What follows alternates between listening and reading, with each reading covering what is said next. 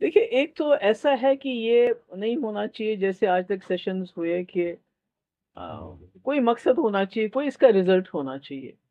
हम तो चाहेंगे कि इसमें ज़रूर ये डिस्कस होना चाहिए कि जो हॉर्टिकल्चर को इतना नुकसान हुआ, रोड इतने दिन बंद रहा, जो वज़ीर आला साहब ने गडकरी जी को फ़ोन किया 15-20 दिन के बाद, वो पहले भी हो सकता था और इतना हज़ारों करोड़ रुपए का नुकसान नहीं हो सकता। अब उसकी भरपाई कैसे हो? क्या किसान लोन माफ किया जाएगा? क्या उनको ट्रांसपोर्टेशन में मदद की जाएगी? किस तरह से इस नुकसान की भरपाई हो? दूसरा, टूरिज्म, जो पहलगाम के बाद टूरिज्म हमारा बिल्कुल ठप हो गया है। होटलियर्स का बड़ा नुकसान हो गया है, ट्रांसपोर्टर्स का बड़ा नुकसान हो गया है, हाउस बोट ओनर्स का। मुझे कल परसों मौका मिला एक हाउस बोट में जाने का, तो वो तो बेचारे, उन्होंने लाखों रुपए लोन लिया होता है, तो बिल्कुल बेकार पड़े हैं। तो ऐसे में क्या सरकार कोई पैकेज लेके आएगी इस इंडस्ट्री को, इन लोगों को, चाहे होटलियर हो, ट्रांसपोर्टर हो या हाउस बोट वाले ओनर्स हो, उनको कोई सहारा देने की तब तक जब तक कि टूरिज्म दोबारा पिकअप होता है। तो इसी तरह से तीसरा, मेरे हिसाब से तो जो शिफ्टिंग ऑफ प्रिजनर्स है, आप उनको अगर छुड़ा नहीं सकते। जैसे मैंने पहले भी कहा कि उमर साहब ने ये ऑफर किया था कि वो महराज मलिक को लीगल हेल्प ऑफर करने के लिए तैयार हैं।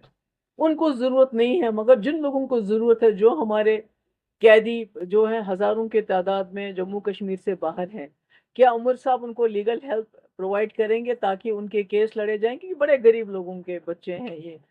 अगर वो नहीं कर पाते हैं, अगर करना तो चाहिए, मगर तब तक कम से कम उनको यहाँ कश्मीर में वापस लाया जाए जेलों में। क्या इस बारे में असेंबली में, जो पहले भी हमने रेजोल्यूशन लाया था, क्या इस किस्म के रेजोल्यूशन पास होंगे, डिस्कशन होगा?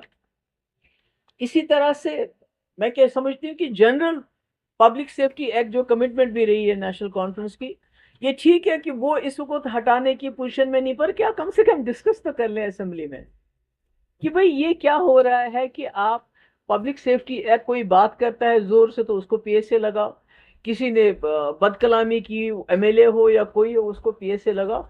मुझे लगता है पीएसए के ऊपर जनरल डिस्कशन होना चाहिए, क्योंकि हमारे हजारों लोग जो हैं पीएसए के अंदर में, कोई, अगर आप महराज मलिक के खिलाफ पीएसए लगा सकते हैं इसलिए कि उसने बड़ी कोई बदकलामी की है, तो आप खुद ही सोच सकते हैं जो कश्मीर के हजारों लोग जेलों में बंद है पीएसए के अंदर, उन्होंने क्या किया होगा, कौन सा बड़ा ऐसा गुनाह किया होगा उन्होंने।